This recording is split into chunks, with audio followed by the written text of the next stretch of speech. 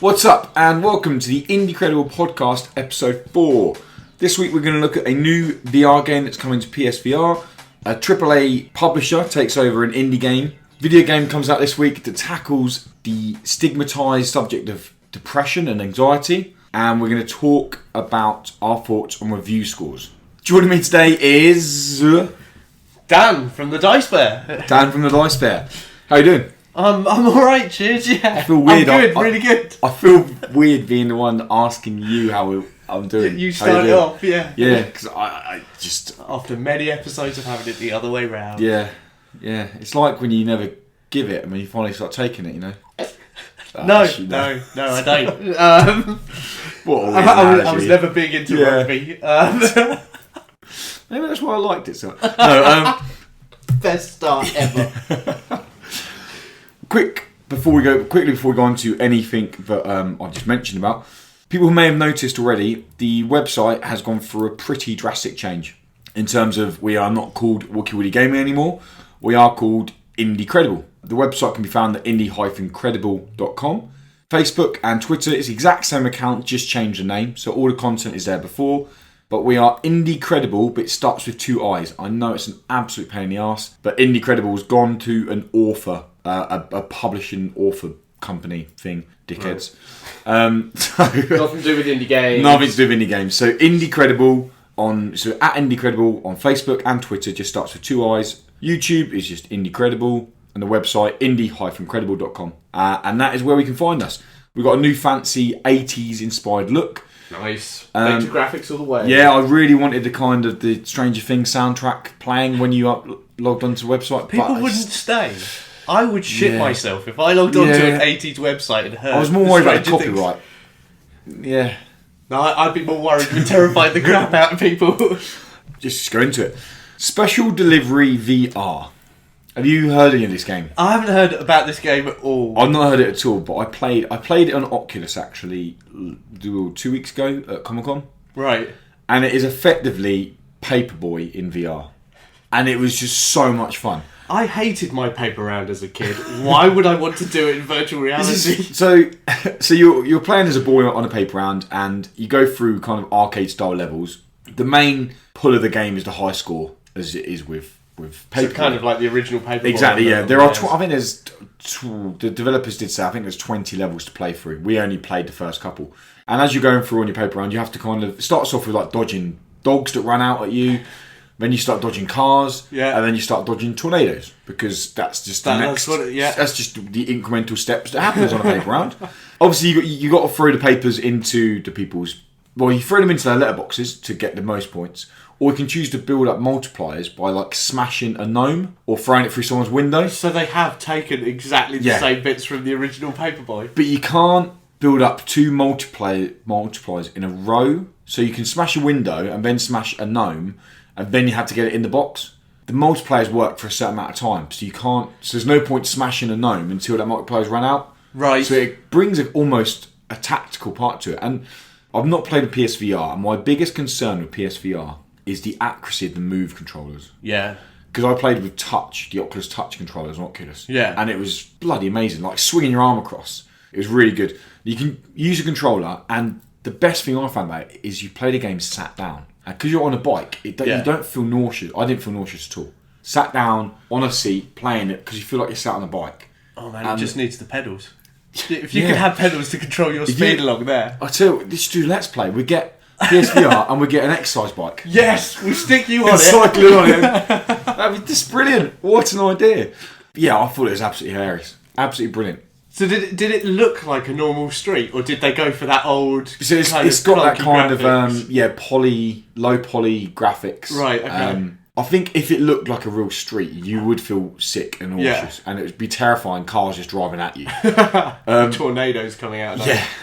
But this one, it's like a low poly cartoon feel to it. Right. And the tornadoes coming across, and it's just. I only played the first 2 levels, and they were just wacky, crazy bonkers. And I was like, I want to play more of this. I don't have VR, which is annoying. But I do want to play more of it. And as I've said a couple of weeks ago, one of my biggest hopes for E3 is that PlayStation go on and give us more VR units, which they announced today has now sold 1 million units worldwide. So it's not a poor piece of hardware. No, it's done quite well. It's games-wise, though. What games does it have that really make you go... Resi 7 is the only AAA game you could argue on it. There's that robot football type one, I can't remember what it's called now, which is supposed to be quite good. Do you mean the golf one, the Dangerous Golf? No. American football style. So think Speedball, but with robots. Riggs. That's the one, Riggs. Yeah, the studio closed down for Riggs. Yeah. Really? Yeah, it didn't do very well at all. Apparently it makes people feel quite sick. Oh, okay. Running around in a mech, throwing a ball around in VR makes people feel pretty nauseous, apparently. Yeah, that's my biggest hope. And seeing this at E3, I mean, when it wasn't E3, it's not even been yet. At Comic-Con. You could time travel! At Comic-Con, and then finding out it's coming to PSVR made me really happy. I was like, I loved Paperboy when I was younger, and this was just a nice, fun game that, again, is 20 minutes, half hour is all you'd want to play on for it, but it's got the replayability, the high scores. The biggest issue arcade style. Yeah, the biggest issue at the moment is online leaderboards probably aren't going to be that populated because the amount of people that are playing VR. Yeah. Okay, moving on to another indie game, Kerbal Space Program. Do you ever play Kerbal Space Program? No. Do you know what Kerbal Space Program is? No. It's fucking brilliant. Absolutely brilliant. If you haven't played Kerbal Space Program, I recommend people... It's originally a PC indie game, but it's now available on Xbox. I don't think it's on PS4 yet.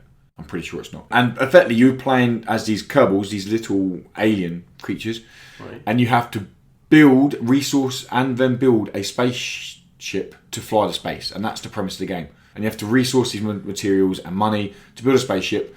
But you can build wackiest spaceships, and they can end up just going literally nowhere, falling off, exploding up, or you can build them, and then you get different quests. So you got to build a spaceship to get to, or a rocket to get to this planet, or you got to build one that can flat spin through the air while travelling, and it's just great. It's a physics-based strategy game, really. Right. And it's very good in how it's very hard to get your rocket to actually work. And there's a lot of scientific stuff behind it, and it all works very well, that when you do get it to work, you feel like you've actually learnt something to get it to work. Oh, nice.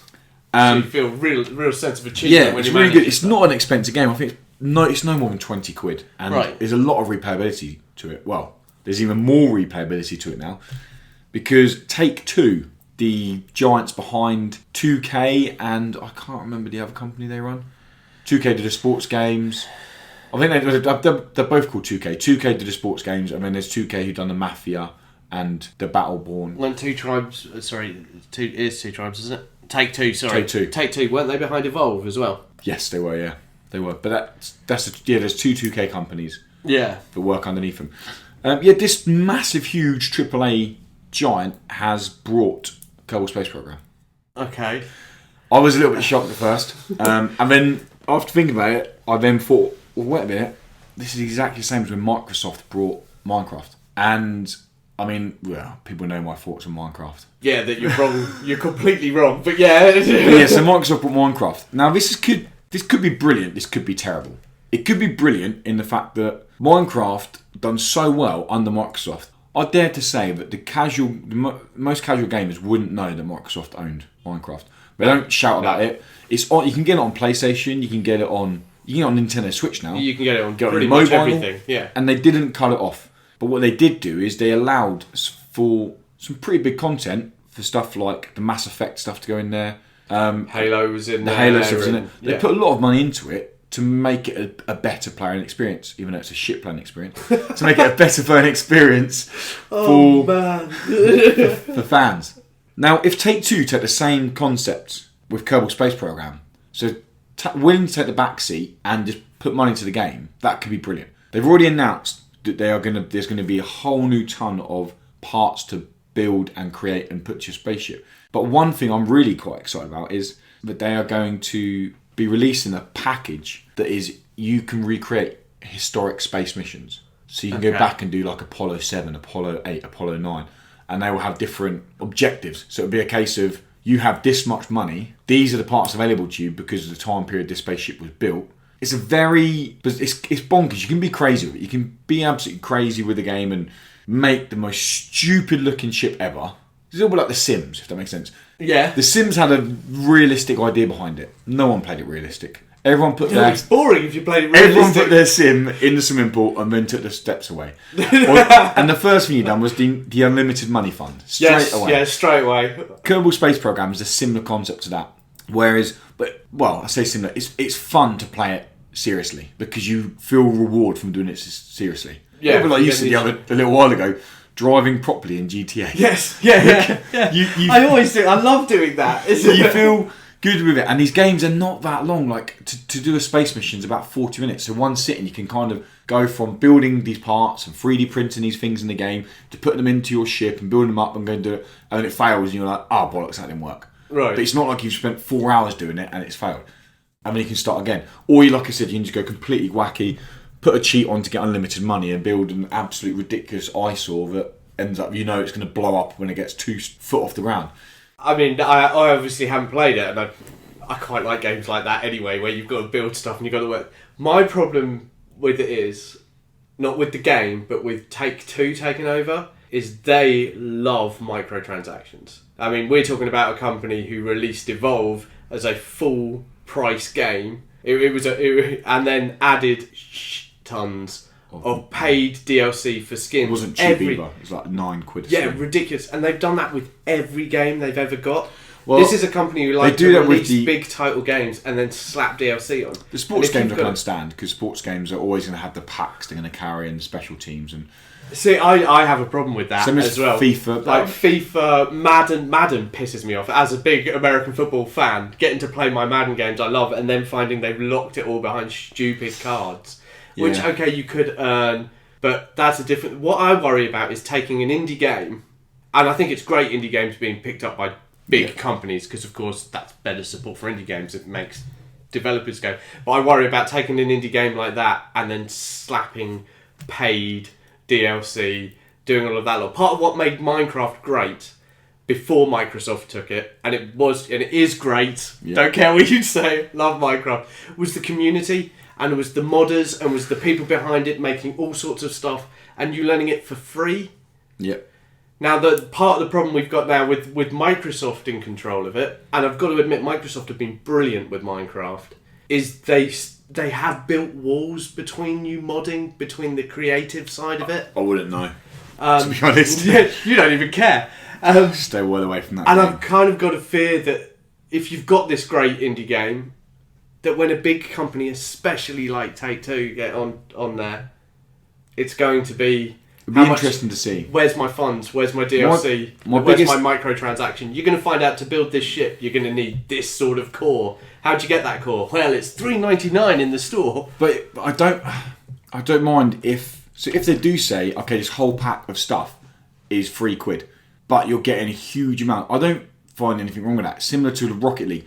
I spent a lot of money on DLC in Rocket League purely because it wasn't a case of it was £20 or it was £15 or even a tenner. You'd go on there and be like, get this whole Fast and Furious pack for £2.79. Yeah. Like, sweet, I'm getting that. Well, I bought the Back to the Future set pretty much straight away. Exactly, but and that was a very clever business model for them because it doesn't feel like you're being ripped off. But it doesn't affect the actual game. There's no meta changes in the game. Yeah. It's just purely cosmetic.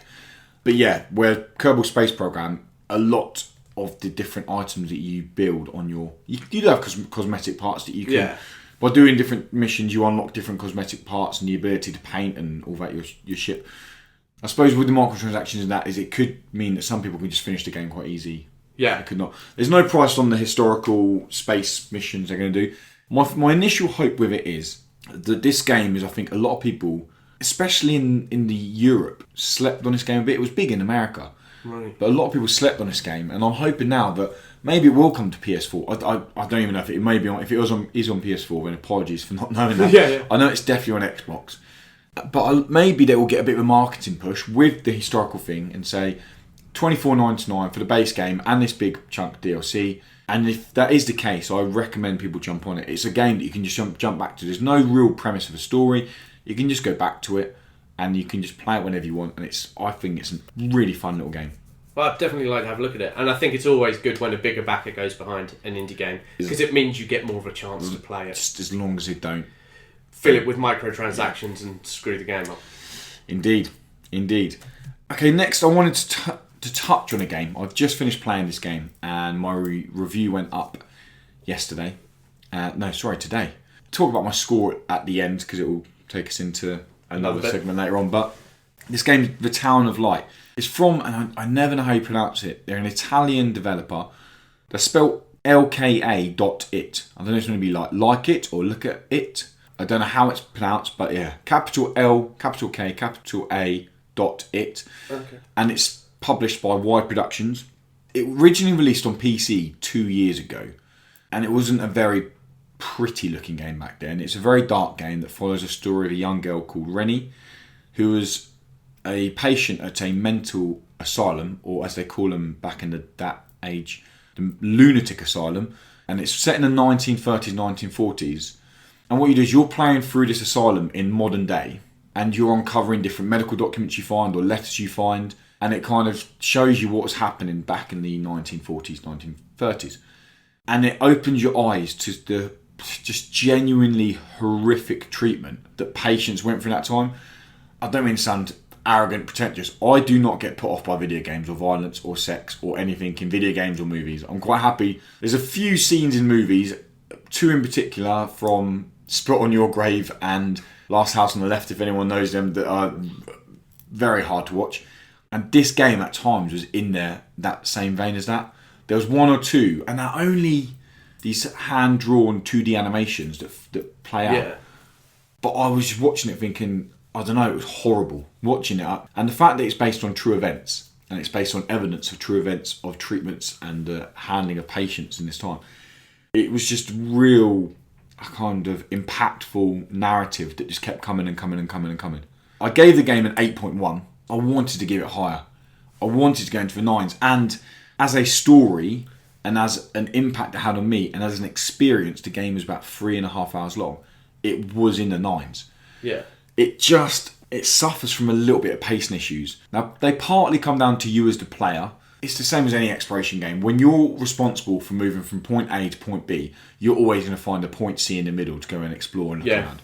So I get that. And at times I got a little bit lost, and you can press on the PS4 that I reviewed it on, you can press the trackpad and it gives you a clue or a hint to where you're meant to be going.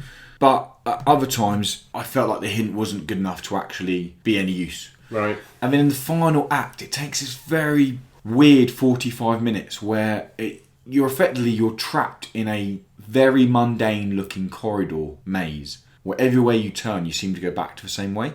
Right. And for the first 10 minutes, I thought, okay, maybe this is a metaphor for how someone suffering from depression or anxiety would feel, that they're trapped and they constantly go in circles. Yeah. But after about 40 minutes of this maze, I was a little bit like, okay, I'm going to get depressed in a minute if this doesn't fucking finish. When it does, when you do get out of it, the game opens up again and it finishes with a real hard-hitting section or conclusion. And yeah, I just wanted to mention it because mental illness or mental health is a topic I think a lot of video games steer away from.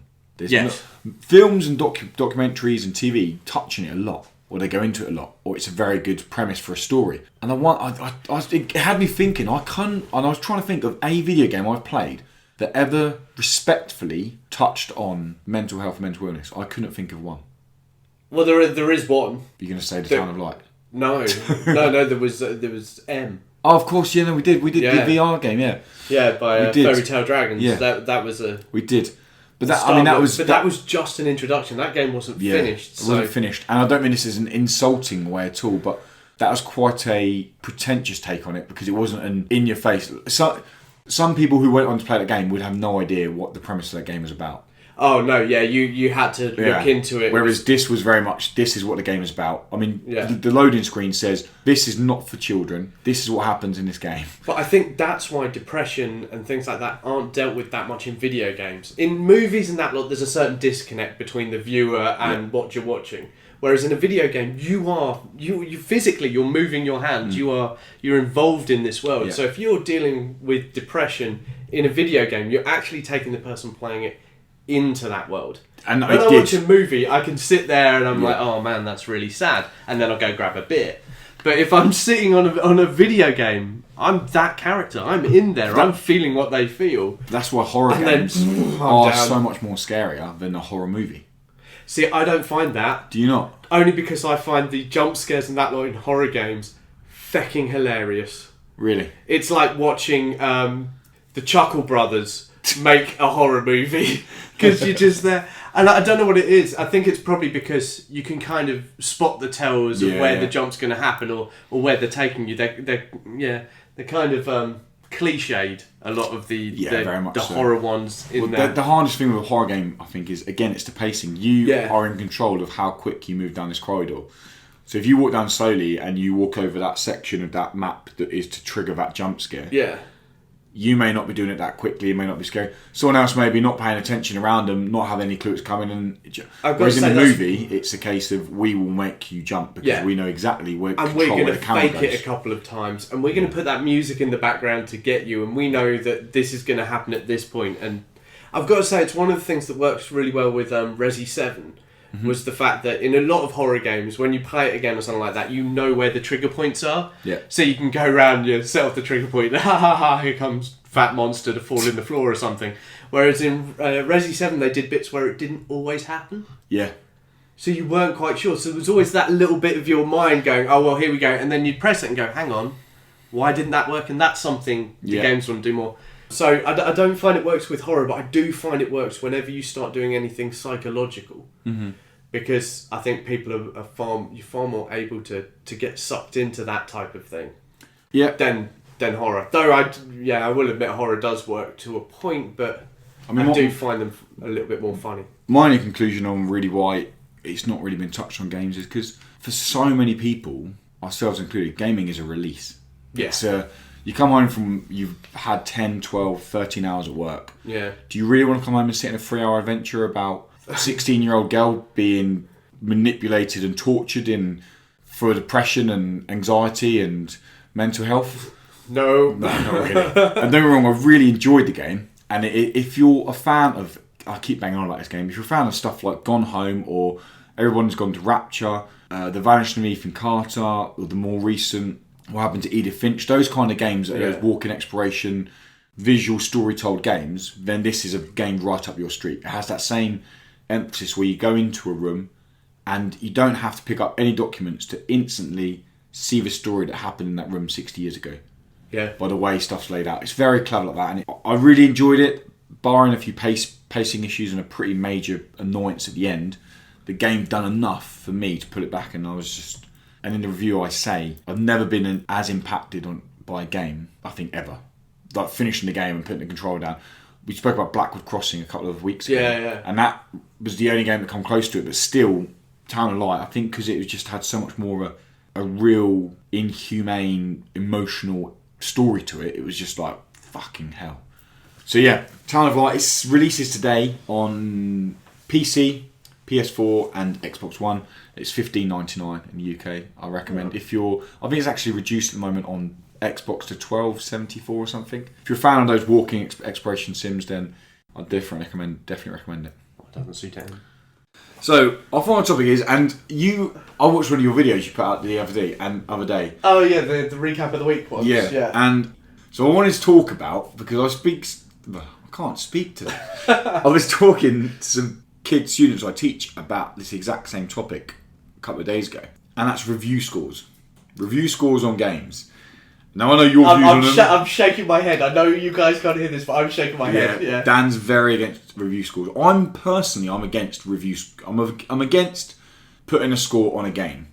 Yeah. But I want to explain as we go on why I set out to do it. Yeah. That's literally what it is. So yeah, I can't speak. Review scores. Yeah. Dan, fire away.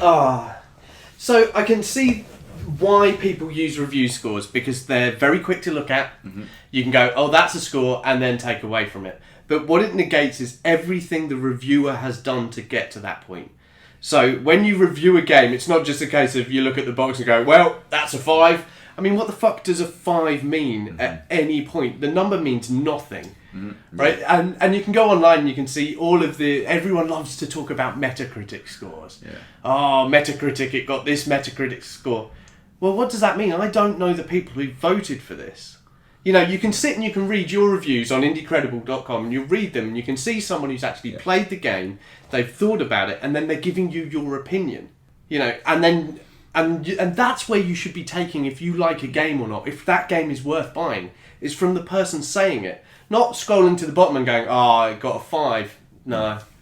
You're missing too much. A lot of what reviewers should be, and finding someone that you like as a reviewer, is exactly that. It's finding a person that you connect with. No, definitely. And there's, if you look at big publications, online publications, let's mention IGN, for example. Yeah. They are the biggest ones there. There are certain people who review a game at IGN, and I will fully read the review before even going down to the bottom. And as I'm going down, in my head, I know IGN score, so I try to think, I think they're going to go for about this ballpark figure. Now, I read reviews for 2 reasons. One, I read reviews as like CPD, or development for myself, and see how people write reviews, how they structure them, how well they are to read, do they flow. Other times I read reviews because I'm genuinely interested in that game and I want to see what they say about the game. I've been hands up in the past. I have done the whole, I'm in a rush, is this game worth reading a review? And if I've scrolled to the bottom and I've seen the score is 3.4, I haven't read the review. If it's like a 5, 6, 6.5, I often, okay, cool. IGN have got a really good thing on their app now, actually, where you can press a bookmark and you go back and read later. And I will read that review later. And I've brought games in the past that have been marked to 5, but I've read the review, and the reason that they've marked it at 5 doesn't go against my gaming. Yeah, what you enjoy. And there's a difference between a game, and this is where the issues get funny, okay? Because a review should always be as objective as possible. Okay. Do you not think? To a point. It should be objective, as in you should, like, if you're looking at fundamentals for a review, loading times, modern day games shouldn't really be looking at massive loading times. Yeah. Have you got long loading times? If there's online elements, what's the social integration like? What's the online feel like? Yeah. All these are objective opinions that everyone will have. But then there's a bigger emphasis that if I was to be reviewing a game like Minecraft, there's chances are I would, although I can appreciate Minecraft is a very well structured, massive open game that you can pretty much do almost what you want in it in terms of building. Yeah. I still probably wouldn't give that game as high a score to someone who is genuinely having a good time with that game. Yeah. And that's the issue with it. But that's why scores don't work. No. Because by actually reading the review, I can find out, well, actually, this isn't his game. Yeah. But the little tags he's put in there, that sounds like something I'm interested in. Whereas if I scroll down the bottom and I knew nothing about Minecraft, for example, and I saw that you gave it a 2 and said you wouldn't shit on it if it was on fire, then I'd be like, well, okay, that's a crap game. Mm-hmm. Whereas actually, if I'd read your review, I'd go, well, actually, it's just that he doesn't like this game, and that's where it works. That's how it works. That's what it should be about. My best example of this is there was a game that released close after PS4 released called Bound by Flame. I don't know if it came to Xbox or not, but that released, and I read a review for it. I looked at this review score before, and I couldn't remember what website it was. It wasn't IGN, it was another website, and it got like a 5.8. And I went back and read it because there was no games on the PS4 at the time. I wanted something to play, and it was an RPG. So I went back and read the review, and it basically said that the animations when talking to people are really bad, the voice acting's not brilliant. Yeah. But as an RPG, it's very good. And for me, animations and voice acting doesn't really bother me in an RPG. I want the combat and I want the RPG mechanics to be there. Yeah. Like, different, if I'm playing a Naughty Dog game, I want that immersibility of that character to be so in sync with everything else in the world. If I'm playing a JRPG or another RPG game, I don't really care too much on the visuals, I don't care too much on the voice acting, and I'm not too really fussed on the animations. I want that hardcore RPG. And at the end, I really enjoyed that game. I would have given it more around a 7, 7.5. But then there wasn't anything wrong with that person that gave it a 5.8. No, at all. Everything they said completely justified why they gave it that. But and that is it. I appreciate and I respect, like yourself, people who don't put scores on games. Yeah. The reason I do put scores on games, or we put scores on games at Indie Credible, is partly to sell out, I suppose, and that's the only way of putting it. And we're even selling out more now. We've added a new review box at the bottom of for the score, which has good points and bad points, which is even more So you've even narrowed down. They've only got to read 4 words. And I just have no time for lazy fuckwits. Is my problem, and that's how I see it. Yeah. Because we spend lots of time writing these things, researching these things, and some lazy little tit comes along and goes, "I'm just going to look at the bullet points and the fucking score. Bosh, I'm a gamer. I know my shit." It's like, fuck off. I have no time for you. A video review for... Read it. So, for example, I done Victor Vran recently. Really enjoyed the game. Gave it an 8.8 out of 10. It was really fun, isometric ARPG dungeon crawling game. To review the game, playing the game, I put in about 32 hours gameplay. Yeah. I then put in about, realistically, 8 to 10 hours writing the review, editing the review, publishing the review, video and written. Yeah. So we're looking 42 hours. And yeah, I get that people just scroll to the bottom. Now, complete hands up, it is selling out by putting a score at the bottom. And even more selling out by doing a good amount of points. But if people are genuinely in a rush and they are just looking, okay, I want a game quickly, I want to scroll to the bottom, then I suppose I'm catering for that. And like I said, I respect and appreciate people that don't put scores on games. And I will, especially since working in the industry a bit more, I will always read a review.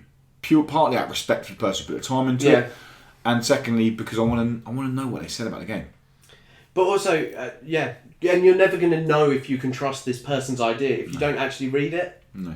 You don't. The amount of times I've read reviews by people and gone, "You haven't played this game." Yeah, that happens. Or you played the first 2 hours and at most. A lot of video reviews I see on YouTube will be an extended version of the synopsis that you can get on Steam. Yeah. And the trailer. Yeah. And I know that because I've played through the game, and I always try to make sure in my video reviews that I put in video content that is towards the end part of the game, but without being spoiler. Partly out of respect that if the developers or publishers look at that and go, well, he's clearly played the game, like he's got to the end part of the game. Also, players will see it's showing you content that you're only going to see. You won't find any of that content in the trailer. You're only going to see it, and it might spark interest to go, I'm going to go play that. I'm not a publisher, and we're not a publishing company. So by us giving a game an 8.8 out of 10 isn't us trying to make you buy the game. We're doing it as a case of, we think this game's great. Yeah. Now, if you buy that game and it's a 6 for you and you don't like it, or a 5 or a 4 or a 3, I'll blame us. But we can't take responsibility for that. Well, no, because it's always your own opinion. Exactly. And that's what the review should be. A review is. The review is the reviewer's opinion. Yeah.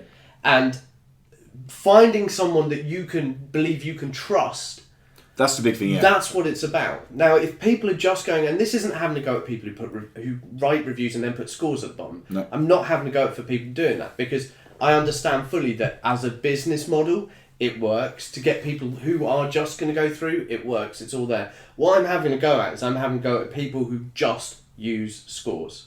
Yeah. And it reached the point for myself and for what I'm doing with the Dice Bearer where I'm like, you know what, no, I'm not going to give scores. If you can't be asked to read what I've written, then you're not my audience. No. You're not going to like the same things as me, because I like people who are going to take the time. Yeah. Who are actually going to think it through and do that lot. I'm not looking for maximum numbers. I'm looking for people like me. People who share the same passions, but are also willing to have the conversation, like we're having now. Yep. The conversations about the issues. I'm quite happy to be wrong, because a good 80% of the time I am. So, I've got used to it, especially being married. That's gone up to like a 96% I'm wrong. But I just don't like the fact that we've become a culture, as globally a culture, who are all about those little numbers and saying, that's it, I don't need to know the rest. We've become very good at taking the top layer of something and then claiming we know about it. Yeah, and that pisses me off. Definitely. I could talk about this for ages. Yeah, I'd love to hear what you guys think about review policies and review scores. Do you read the reviews? Do you just scroll to the bottom? Are you one that looks for summaries? Do you look for key points? Some people I know read just the bottom paragraph, because the bottom paragraph of most reviews will always be a conclusion. Yeah. I would love to know what you guys do. You can email us in, new email address. Ooh. Podcast@indiecredible.com. No hyphen, so podcast at... It is hyphened. It You is have no hyphen, idea yeah. what your email is. Fucking hell. Podcast at indie-credible.com. Same as the website. And we'd love to hear from you. Also, about what games you want to see on the Switch. I'd be really interested to hear about that. Oh, especially any ideas about any game. If you could have any game on the Switch, what it'd be? Because I know I'm going to be kicking myself once we finish this podcast. I reckon you will. Like 1,000 games. I reckon you Doom. will. Oh, I'd love to have like Brutal Doom. Yeah. That'd be amazing. That would be cool. Strafe. Get your Strafe game Get in there. Strafe on there. That's fucking hard. Though they've been updating it and it's getting better every time. Is it? Yeah. Oh, good support from the devs. Yeah. So yeah, in what games you'd like to see, indie or AAA on the Switch, and how you take in your reviews. I'm guessing if you're listening to a gaming podcast, you probably read reviews, or you just watch video reviews, or you just scroll to the bottom and look at the score. If you do that, don't let us know, because Dan will find you and he will I hurt will fucking kill you. I'm glad you said Hang on, I kill can't say that, can I?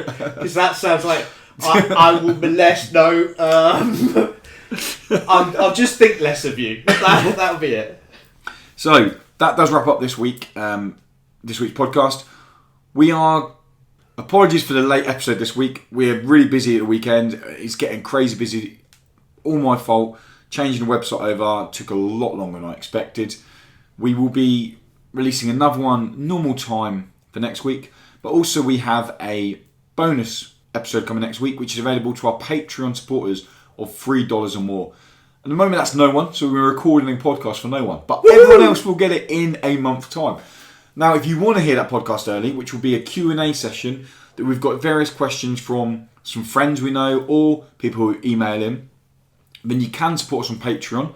It starts at $1. If you want to get access to that podcast, it's $3. But by supporting us for even $1, your name goes into the hat to get an indie game for this month.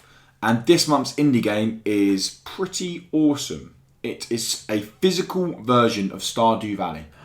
So if you support us on Patreon, if you're the only person who supports us on Patreon, at $3, you're the only person to hear us speak about a Q&A session. Oh my god, that is a time. straight away Stardew Valley win, isn't it? And you're a straight away Stardew Valley win at the end of the month. So hurry up, get on there now. Definitely.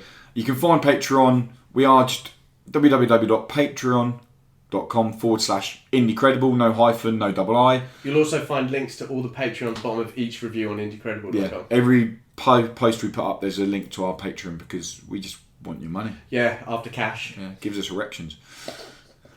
We don't use the money to buy erections. It's not like we pay for Viagra. No, not yet. You get that for free. That's who we're sponsored by. Yeah. I've got to say this. I did see. I'm driving to work today. Yeah. I saw Viagra scaffolding for the tagline for the perfect erection. Oh my god! That is brilliant. Coming out of Brighton, I was like, I don't care how shit my day goes today. That has made it. That's made it. That has made it. And on that note, thank you for listening. Be sure to check us out. indie-credible.com. IndieCredible on Facebook and Twitter. It's double I. And if you fancy supporting us, patreon.com/IndieCredible. Bye. Quick bye. Bye. Bye. Bye.